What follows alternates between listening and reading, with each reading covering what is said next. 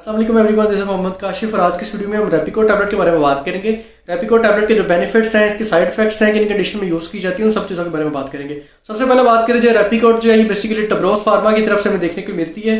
इसकी जो प्राइस है वो 3.85 है, अप्रोक्सीमेटली 4 रुपये है। पाकिस्तान में इसका जो पीसन पैक है वो 100 टैबलेट्स का है और बेसिकली जो रेपिको टैबलेट है इसके अंदर जो सॉल्ट फार्मुलेशन पाई जाती है वो प्रेडनिसोलोन है। अब प्रेडनिसोलोन बेसिकली और स्टीरॉयड है।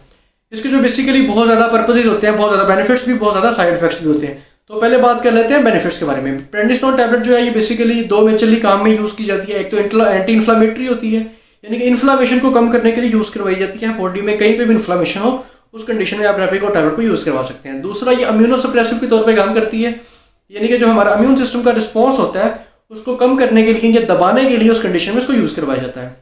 मोस्ट कॉमनली अगर बात कर ली जाए तो ये एस्थमेटिक पेशेंट में बहुत कॉमनली यूज़ करवाई जाती है, जिन लोगों को सांस का प्रॉब्लम होता है, दमे का प्रॉब्लम होता है, सांस उखड़ के आती है, सांस कम आती है या सांस लेने में बहुत ज़्यादा प्रॉब्लम आती है, या फिर जो इनहेलर वगैरह यूज़ कर रहे होते हैं उसके साथ स्टीरॉयड वगैरह को यूज़ करवाया जाता है।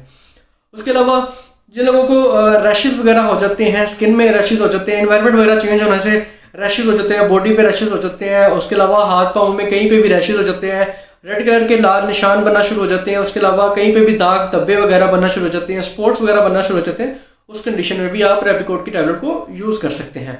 उसके अलावा जो रेपिकोट टैबलेट है ये बेसिकली फ्लू के लिए, नेजल कंजक्शन के लिए बहुत कॉमनली यूज़ करवाई जाती है। एलर्जी रेनिटिस यानी कि जिसमें नेजल ब्लॉकेज हो जाती है, सांस लेने में प्रॉब्लम होती है, फ्लू में प्रॉब्लम आती है, उस कंडीशन में भी इसको यूज़ करवाया जाता है।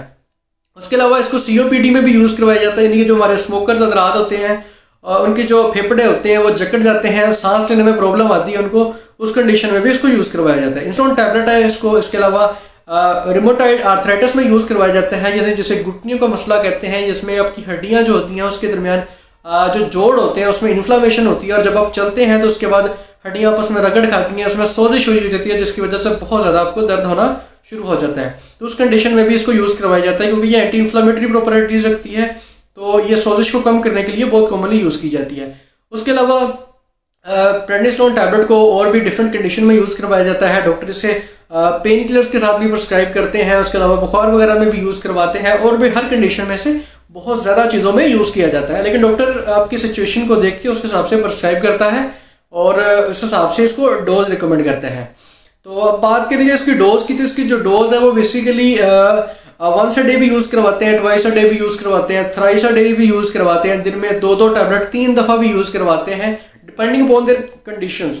तो डॉक्टर आपकी कंडीशन देख के फिर आपको प्रिस्क्राइब करता है। शुरू में आपको लो डोज देता है, उसके बाद आपको हाई डोज देता है, इस तरह भी यूज़ करवा सकते हैं। उसके अलावा यहाँ पर शुरू में आपको एक नॉर्मल डोज देता है, उसके बाद इसकी डोज कम करते करते फिर आपको इसकी छुड़वाता है। तो इसकी जो यूज़ है वो बेसिकली आपने हमेशा डॉक्टर के हिदायत के मुताबिक ही करना है, जो स्टीरॉइड्स होते हैं, क्योंकि ये बाद में अगर आप अचानक छोड़ दोगे तो आपको बहुत ज़्यादा इससे नुकसान हो सकते हैं। इसलिए डॉक्टर के हिदायत के मुताबिक यूज़ करें। वो जिस तरह आपकी जिस कंडीशन के हिसाब से आपको देखता है उस हिसाब से आपको प्रिस्क्राइब करता है, उस हिसाब से इसको यूज़ किया करें। अब बात कर ली जाए इसके साइड इफेक्ट्स की, तो इसके बहुत ज़्यादा साइड इफेक्ट्स भी हैं। इसमें आपको बहुत ज़्यादा वजन बढ़ना शुरू हो जाता है, वेट गेन होना शुरू हो जाता है, मोटापा होना शुरू हो जाता है, जिसकी वजह से आपको मोटापा ज़्यादा होगा तो चलते फिरते सांस फूलना शुरू हो जाएगी। उस कंडीशन में सांस आपकी रुक के आएगी। तो इसलिए स्टीरॉयड वगैरह को हमेशा डॉक्टर की हिदायत के मुताबिक यूज़ करें।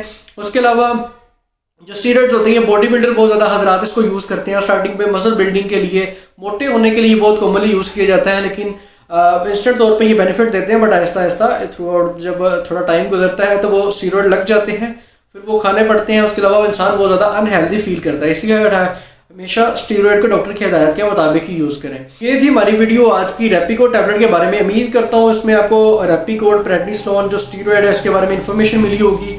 और इसके अलावा अगर आपको कोई क्वेश्चन है तो आप कमेंट बॉक्स में पूछ सकते हैं। इस वीडियो में इतना ही, फिर मुलाकात होगी इंशाल्लाह नेक्स्ट वीडियो में। तब तक के लिए इजाज़त दीजिए। अल्लाह।